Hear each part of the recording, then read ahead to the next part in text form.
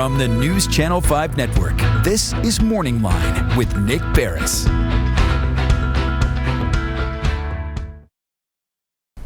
Good morning, everyone. Thanks for joining us on MorningLine on this Thursday. It's a cold, wet morning, and depending where you live, it may be an icy morning. So if you're up north of us here in Nashville, stay inside and just kick back and join us on the show this morning. If you're down here, it's just wet out there. Road's a little bit slick, but not too crazy at this point. And fingers crossed it stays that way.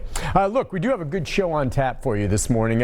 We've seen a lot over the last several months about what some people refer to as the cancel culture, or, censorship in some cases people claim, and others are like, well, you see things like Facebook and Twitter, banning people, blocking people. We know in the case with former President Trump and others, the question of how do you decide, what to allow to go forward? What is free speech? And how does that all play out? And I think that's something that those of us in the news business pay close attention to as well. And so we thought we'd talk about that this morning, and I invite you to join in the conversation. Let us know what you think about the way a lot of this is being handled, and we'll try to get to some examples with Professor Larry Burriss there at MTSU, who certainly follows all these types of issues closely, as I know you deal very much in news and journalism and the like, Professor Burriss. And I don't know, this whole term cancel culture and the whole phrasing of that, that's something kind of, would you say, that's developed and made more widespread, popular vernacular over the last, 6 months to 12 months, would you say? About 6 to 8 months or so, yeah, that when people start, renaming buildings or changing history, then that's kind of how it started, the whole notion of we're going to cancel the way things used to be and we're going to change them somehow. Does that tie in? I was just thinking as you said that, and you're right, and you've had examples of that, happening at the MTSU campus. Is that like political correctness? Is that tied in with all this also to some degree, at least some element of it?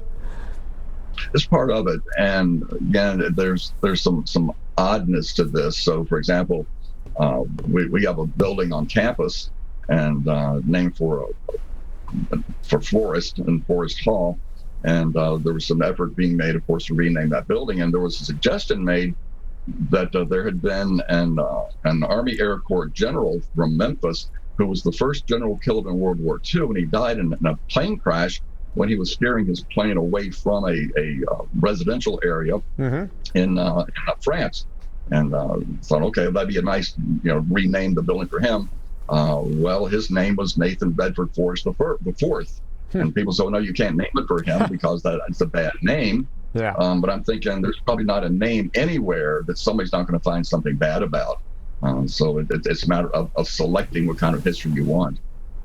So let's get to the idea of social media these days and Twitter and Facebook. And when you look at Twitter and the idea, and some people say, well, they're just censoring me and shutting me down, individuals from former President Trump on down, the idea of blocking someone from their ability to express their thoughts or opinions, or sometimes trying to present items that are factual that have been proven not to be factual. How do you feel about all that and the way it's been done? I tend to be a free speech fanatic. I pretty much think anything goes. Obviously, you can't, child pornography, we don't allow it, obviously. We can't directly incite, and that's an issue that's obviously being debated today in Congress, what exactly is incitement. But my first thought would be let anything go out there. And part of the issue is, how do we determine what the truth is? If Facebook or YouTube are going to say, well, we're only going to allow things that are true on our platforms.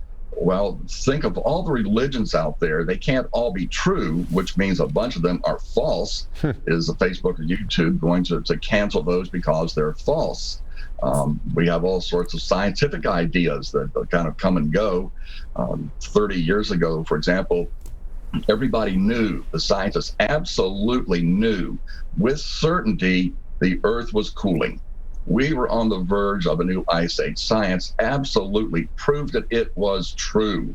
Well, now, without getting into the climate debate, now scientists are absolutely certain the Earth is warming. Absolutely, that is the truth. Mm-hmm. Well, the truth obviously changes, and I think it's a bad situation to be in when you start this. When a corporation that's supposed to be enhancing free speech decides it's going to decide what the truth is. My snarky response to that is, who gave you the authority to decide what's true?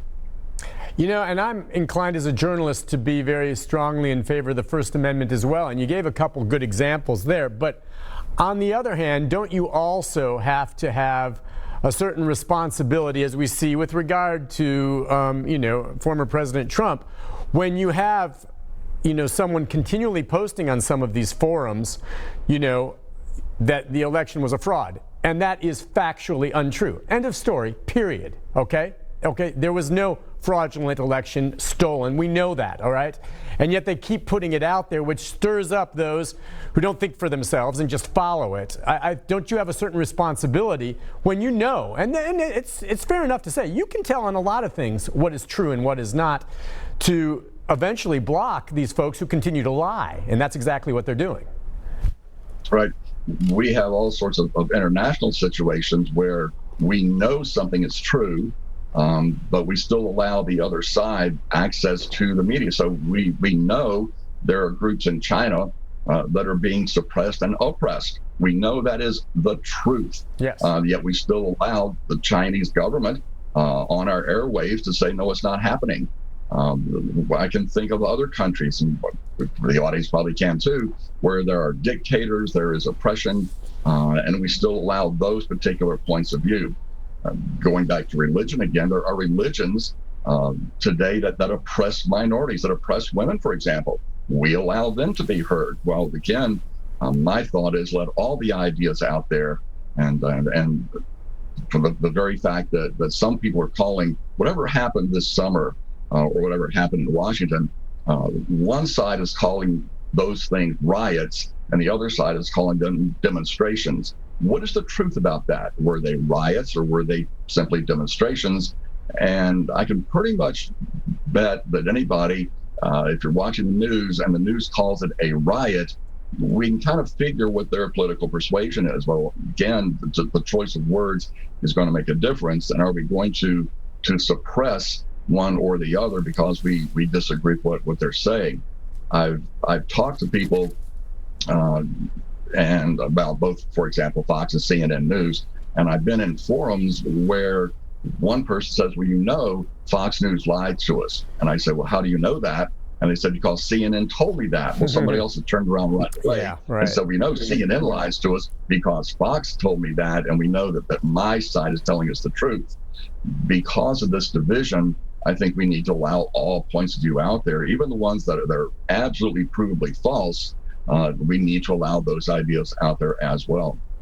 Interesting. I'm wondering your thoughts on what some have said has led to the situation we're in today, and that would be the demise of the fairness doctrine. I want you to talk a bit about that, if you would, whether you agree or not. But I mean, the fairness doctrine, which was in place, where news organizations and business of news telling is giving both sides and trying to be as fair and as impartial as possible, and now that requirement or whatever there is no longer taught or there by the FCC, and I wonder if that has contributed to some of the climate we're in today. That, along with just the advent of social media, which is huge. The advent of social media, all the various viewpoints out there. What I think the FCC has instituted over the last number of years is something called marketplace balance. And so long as a particular viewpoint is somewhere in the marketplace, so Nashville, with 70 or so broadcast stations, you can probably find any point of view you want at some Nashville radio or television station. So the marketplace is in fact balanced. The problem is that we don't listen to outlets with which we disagree. And so people are not getting the opposing point of view. The fairness doctrine originally was said, okay, you have to present the opposing point of view. Quite often there's more than one opposing point of view. I think you just hit it on the head there. That's the issue there, and that's why, in my opinion, I think it was a mistake, and it's unfortunate the fair doctrine is no longer there, because you're right. People tend to go and listen to whatever it is that they happen to agree with, and maybe then not. That doesn't expose them, not that they would agree, to other ideas as well, which I think is always a healthy thing. Listen, let's take a break on that. We'll come back and continue our conversation with Professor Burriss, maybe take a few phone calls along the way as well, as we're talking about, the cancel culture that's out there. We can even maybe ask the professor his thoughts on what we expect will be the defense by the former president with regard to, this impeachment trial and First Amendment rights. We'll be back with more right after this.